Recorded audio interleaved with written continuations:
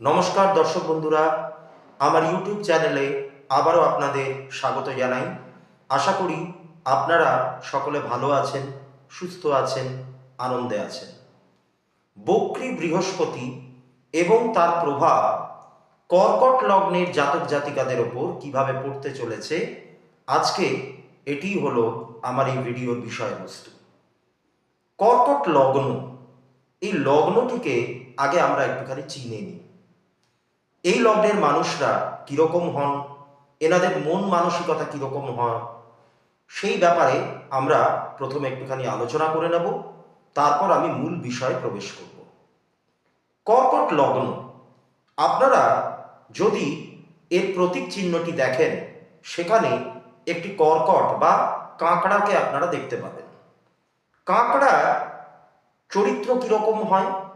কাঁকড়ার বাইরেটা অসম্ভব রকমের শক্ত, কিন্তু তার ভেতরটা কিন্তু নরম। অর্থাৎ এই লগ্নের মানুষরা বা ব্যক্তিরা, এনারা কীরকম হয়ে থাকেন? বাইরে থেকে এনাদেরকে অত্যন্ত শক্তপোক্ত, মজবুত স্বভাবের মনে হয়, খানিকটা রূঢ়ও মনে হতে পারে, কিন্তু ভেতরটা এনাদের অত্যন্ত নরম এবং এনারা কিন্তু খুব কোমল হৃদয়ের হয়ে থাকেন। এই যে লগ্ন ভাব কর্কট, এটি জলতত্ত্বের একটি ভাব। জল বাইরে থেকে ভারী দেখতে মনে হলেও ভেতরটা কিন্তু তার অনেক হালকা। তাই জন্য এই লগ্নের মানুষদের ক্ষেত্রে মনটাই হলো কিন্তু সব। তার কারণ আমরা জলকে কিন্তু মনের সাথে তুলনা করি। এবং এই লগ্নের মানুষরা অত্যন্ত রকমের কল্পনাপ্রবণ হয় এবং এনাদের একটা সৃজনশীলতার ব্যাপার থাকে।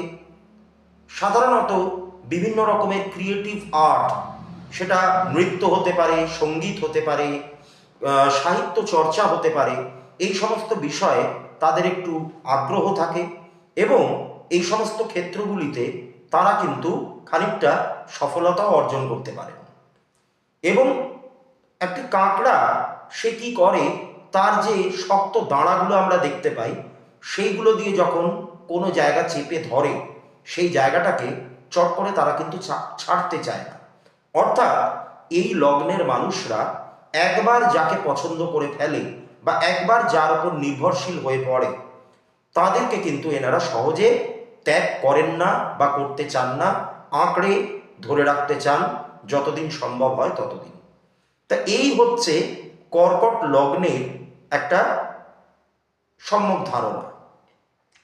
এবার এই লগ্নে বৃহস্পতি যে গ্রহটি, যেই গ্রহ নিয়ে আজকে আমাদের আলোচ্য বিষয়, এই গ্রহটি কিন্তু এই লগ্নের পক্ষে অত্যন্ত শুভ একটি গ্রহ। কারণ কর্কটের ঘরেই কিন্তু বৃহস্পতি তুঙ্গস্থ হন। অর্থাৎ এই গ্রহ বৃহস্পতি কর্কটের ক্ষেত্রে কিন্তু অত্যন্ত শুভ একটি গ্রহ এবং একটি মিত্র গ্রহ হিসেবে ধরা হয়। তা এই গ্রহটি এখন কর্কট লগ্নের মানুষদের লগ্ন সাপেক্ষে একাদশভাবে, অর্থাৎ বৃষ রাশির ঘরে তিনি কিন্তু বক্রী অবস্থায় আছেন। বৃহস্পতি 9 অক্টোবর 2024 তিনি বক্রী হয়েছিলেন এবং আগামী 4 ফেব্রুয়ারি 2025 পর্যন্ত তিনি এই অবস্থাতে থাকবেন। তারপর ধীরে ধীরে তিনি মার্গী হবেন বা ডাইরেক্ট হবেন। গ্রহদের বক্রী হওয়া নিয়ে আমি ইতিমধ্যেই একটি এপিসোড করেছি। কেন গ্রহেরা বক্রী হন, আমাদের জন্ম ছকে কেন কোনো গ্রহ বক্রী অবস্থায় থাকে, তার পিছনে কি অর্থ লুকিয়ে আছে, কি রহস্য লুকিয়ে আছে, তাই নিয়ে একটি বিস্তারিত আলোচনা ইতিমধ্যেই আমি আপলোড করেছি। আপনারা যদি সেই ভিডিওটি কোনো কারণে না দেখে থাকেন তাহলে অবশ্যই দেখে নিন, আমি লিঙ্ক ডেসক্রিপশন বক্সে দিয়ে দেব। এবং বৃহস্পতি বক্রী হবার ফলে অন্যান্য লগ্নের ওপর, অর্থাৎ মেষ, বৃষ, মিথুন, এই লগ্নগুলির ওপর কি প্রভাব আসতে চলেছে বা পড়তে চলেছে বা পড়ছে, এই নিয়েও ইতিমধ্যে আমার ভিডিওগুলি কিন্তু আপলোড হয়ে গেছে। আপনারা সেগুলোও চাইলে দেখে নিতে পারেন। এবার আমি আমার মূল বিষয়ে আসি। দর্শক বন্ধুরা, আমি একটু আগেই বললাম যে কর্কট লগ্নের পক্ষে বৃহস্পতি হচ্ছে অত্যন্ত শুভ একটি গ্রহ। কারণ এই গ্রহটি এখানে তুঙ্গস্থ অবস্থায় থাকে এই ঘরটিতে এবং তিনি এখন লগ্ন সাপেক্ষে একাদশভাবে বক্রী অবস্থায় আছেন এবং 28শে নভেম্বর 2024 তার প্রবেশ ঘটেছে রোহিণী নক্ষত্রে, যা কিনা চন্দ্রের নক্ষত্র। এবার এর সাথে আরো কতগুলি হিসেব আমাদেরকে কিন্তু একটু বুঝে দিতে হবে। কর্কট লগ্নের মানুষদের লগ্ন সাপেক্ষে যেটি তৃতীয়, পঞ্চম এবং সপ্তম ভাব, সেই ভাবগুলির ওপর বৃহস্পতির কিন্তু দৃষ্টি রয়েছে এবং লগ্ন সাপেক্ষে যেটি ষষ্ঠ এবং নবম ভাব, তারও অধিপতি হচ্ছেন কিন্তু বৃহস্পতি। ষষ্ঠ ভাব হলো কর্কট লগ্নের মানুষদের ক্ষেত্রে ষষ্ঠ ভাব হচ্ছে ধনু রাশির ঘর এবং নবম ভাব হচ্ছে মীন রাশির ঘর। তো এই নবম ভাবের অধিপতি একাদশ ভাবে রয়েছেন বক্রী অবস্থায়, অর্থাৎ কর্কট লগ্নের মানুষদের ক্ষেত্রে এই পুরো পিরিয়ডটা মোটের ওপর কিন্তু বেশ ভালো ফল এনে দিতে পারে। এবার আমি প্রতিটা ক্ষেত্র ধরে একটু একটু করে আলোচনা করছি। দেখুন, বৃহস্পতির দৃষ্টি, বৃহস্পতি একাদশ ভাবে বসে আছে লগ্ন সাপেক্ষে। বৃহস্পতির দৃষ্টি রয়েছে তৃতীয় ভাব। তৃতীয় ভাব কোন কোন জিনিসকে নির্দেশ করে? তৃতীয় ভাব হলো আমাদের আত্মীয় স্বজন, মেলামেশা, বন্ধু বান্ধব, সাহস, ধৈর্য, এই সমস্ত ব্যাপারকে নির্দেশ করে। এছাড়াও আরো অনেক ব্যাপার আছে, যেমন কমিউনিকেশনের বিভিন্ন মাধ্যম, ট্রান্সপোর্টেশন, যানবাহন, এই সমস্ত ব্যাপারগুলিকেও কিন্তু তৃতীয় ভাব থেকে বিচার করা হয়।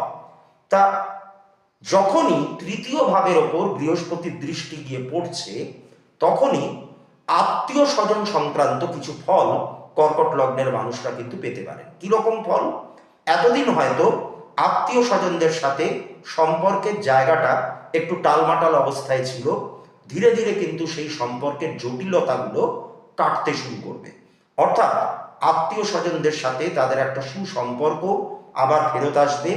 যেই ভুল বোঝাবুঝিগুলো তৈরি হয়েছিল, সেই জটগুলো কিন্তু ধীরে ধীরে কাটবে এবং একটা হাসি খুশির সম্পর্ক বজায় থাকবে।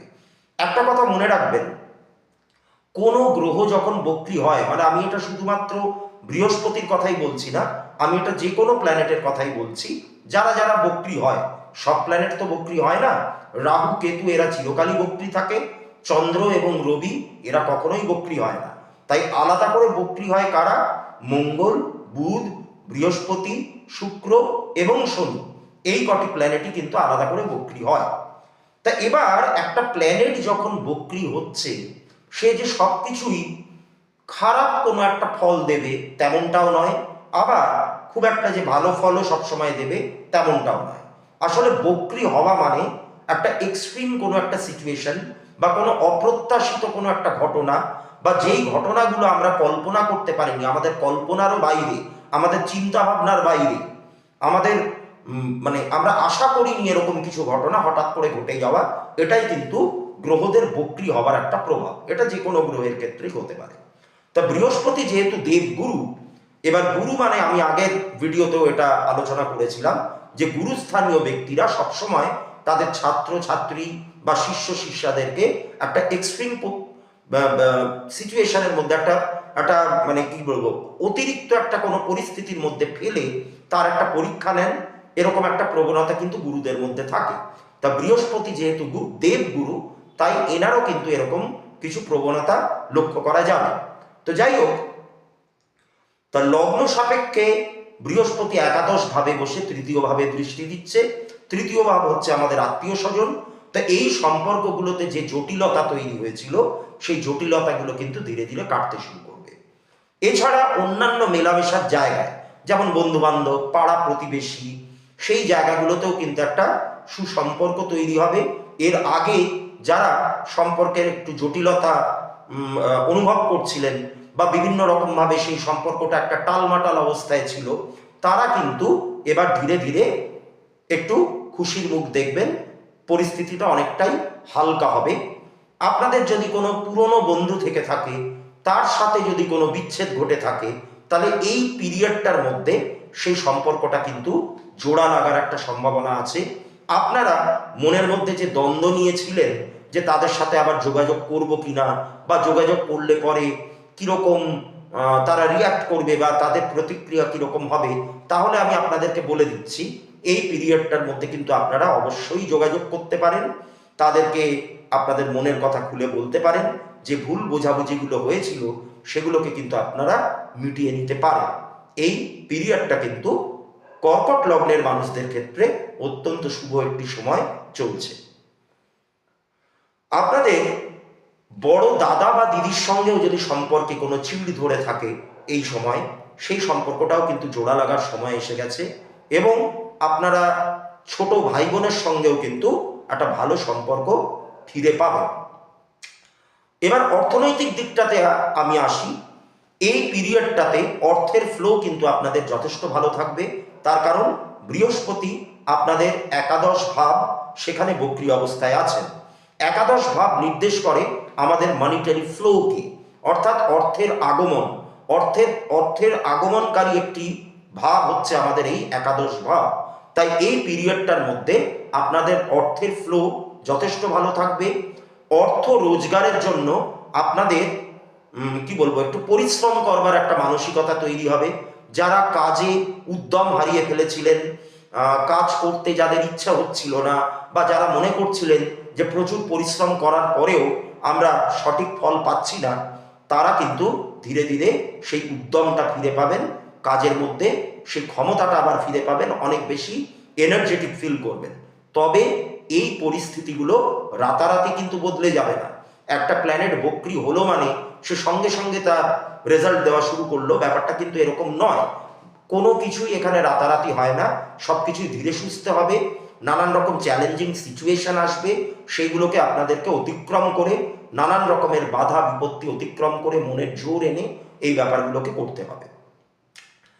কর্মের ক্ষেত্রে যেটা দেখা যাচ্ছে সেটা হলো আপনাদের কিন্তু এবারে বিপুলভাবে চাকরির একটা যোগ তৈরি হচ্ছে, তার কারণ আপনাদের ষষ্ঠ ভাবের অধিপতি একাদশ ভাবে গিয়ে তিনি কিন্তু বক্রী অবস্থায় আছেন, এবং এই একাদশ ভাবে বক্রী থাকার কারণে আপনারা এই পিরিয়ডটার মধ্যে যেই কাজই শুরু করুন না কেন, সেই কাজগুলোতে আপনারা কিন্তু প্রচন্ড রকমের একটা স্যাটিসফ্যাকশন ফিল করবেন। অর্থাৎ আপনারা যেই চাকরি করছেন সেই চাকরিতে একটা স্যাটিসফ্যাকশন পাবেন।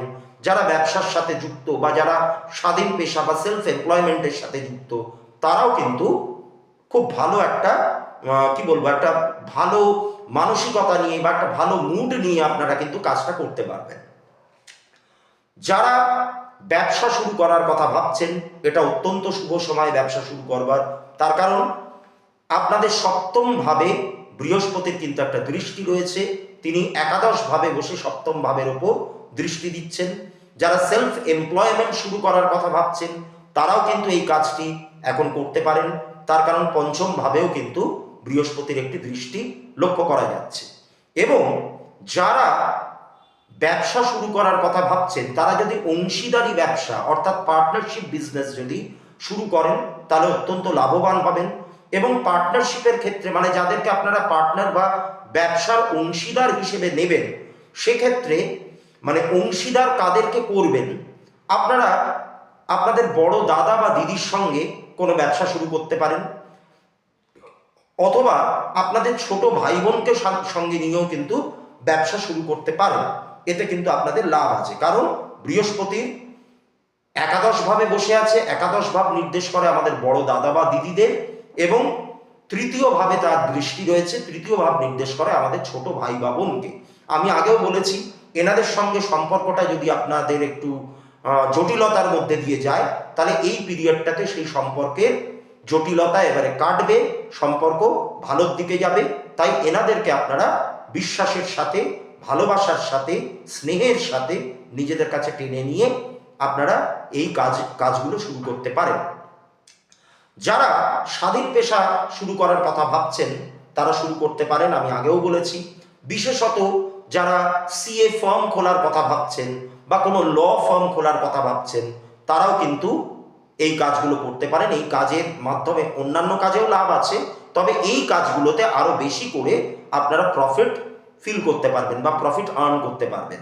এবং চাকরির ক্ষেত্রে আমি বলি, যারা অ্যাকাউন্টিংয়ের কাজ করেন বা যারা গ্রাফিক্স ডিজাইনিংয়ের কাজের সাথে যুক্ত, বা যারা ধরুন web designing, computer programming, IT field, এই সমস্ত কাজের সাথে যুক্ত, তারাও কিন্তু লাভ অনুভব করবেন, তারাও কিন্তু অনেক সুবিধা অনুভব করবেন।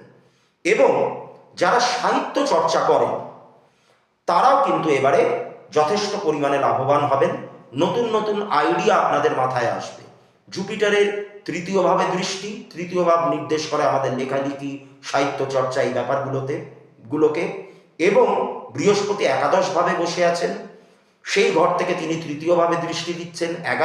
একাদশ ভাব হচ্ছে আমাদের সফলতার ঘর। তাই যারা এই সমস্ত কাজের সাথে যুক্ত, অর্থাৎ যারা লেখালেখি করেন, সাহিত্য চর্চা করেন, তাদের মাথায় এখন নতুন নতুন চিন্তা ভাবনা আসবে, ক্রিয়েটিভিটি আসবে। জুপিটার রোহিণী নক্ষত্রে ঢুকেছে, অর্থাৎ যেটা কিনা চন্দ্রের নক্ষত্র। চন্দ্র কিন্তু এই সমস্ত ক্রিয়েটিভিটি, তারপর সৃজনশীলতা, ইনোভেটিভ আইডিয়া, অদ্ভুত অদ্ভুত সমস্ত চিন্তা ভাবনা, এগুলো কিন্তু চন্দ্র আমাদেরকে প্রদান করে।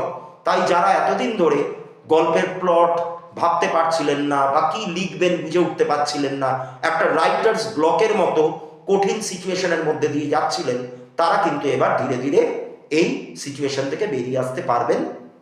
এটা হতে পারে আপনাদের। এরপর আমি আসি বিবাহ এবং সম্পর্ক, প্রেমজ সম্পর্কের দিকে। নতুন বিবাহের যোগ আসতে পারে, তার কারণ জুপিটারের সপ্তম ভাবে একটি দৃষ্টি আছে। তাই বিবাহের যোগাযোগ অবশ্যই আসবে।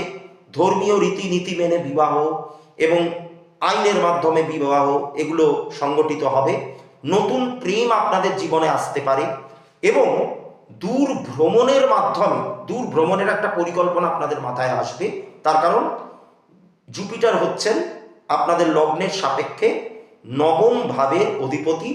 তিনি একাদশ ভাবে বক্রী অবস্থায় আছেন এবং 3 নম্বর ঘরে তার একটা দৃষ্টি রয়েছে।